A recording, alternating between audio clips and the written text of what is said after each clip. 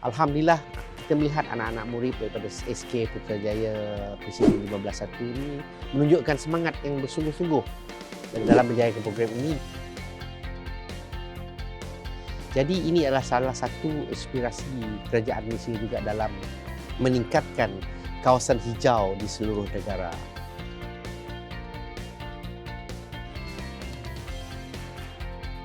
Tree planting program is very good, especially for the schools, so that we can help them to understand our tree plantings and how to maintain it.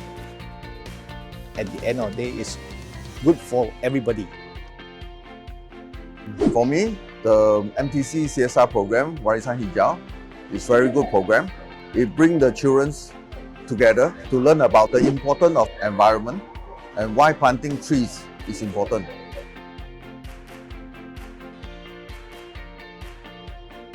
Tahniah MTC di atas penganjuran program CSR Warisan Hijau, program tanaman pokok di peringkat sekolah ini memberikan impak yang sangat positif, terutama sekali generasi muda, agar mereka dapat menilai tentang kelestarian alam ini, yang mana program ini patut diteruskan, diperluaskan lagi kepada mana-mana agensi ataupun sekolah yang lain.